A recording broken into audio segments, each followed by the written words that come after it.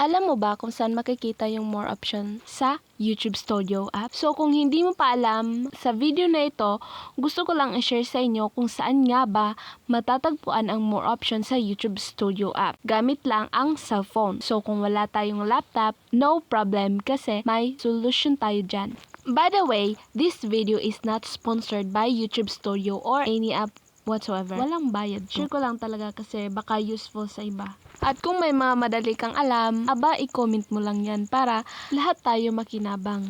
Ngayon, ang unang hakbang ay buksan ang YouTube Studio app sa cellphone mo. Kung wala ka pa, available yan sa Play Store o App Store. Libre lang yan, don't worry. At susunod, pumunta sa Content tab. Makikita mo lahat ng in-upload mong videos dyan. Tapos, piliin ang video na gusto mong i-edit. Tap mo lang, then may lalabas na iba't ibang option. Now, itap mo ang lapis icon o edit. Pagkatapos mong itap, mapupunta ka sa page kung saan pwede mong palitan ang title, description at iba pa. Ito na yung inaabangan natin. Scroll down mo lang konti at itap ang more option. Pag natap mo na yan, lalabas na ang ibang setting tulad ng category, comments, short remixing, license and distribution.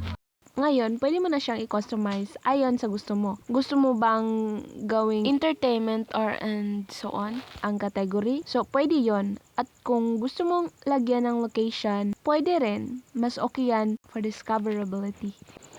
Ayun lang guys, simple lang pero minsan nakakalimutan natin na nandun lang pala yung importanteng settings. Kung natulungan ka ng video to, huwag mo nang i-like, joke lang. Like mo na rin. At kung trip mo pa ang mga ganitong simpleng tutorial, gamit lang ang cellphone, subscribe ka na rin. Libre lang din yan. At syempre, kung may tanong ka or may iba kang technique, i-comment mo lang. Pero sasagutin ko sa abo ng aking makaya. Maraming salamat po sa panonood. Kita-kita next na video. Bye-bye!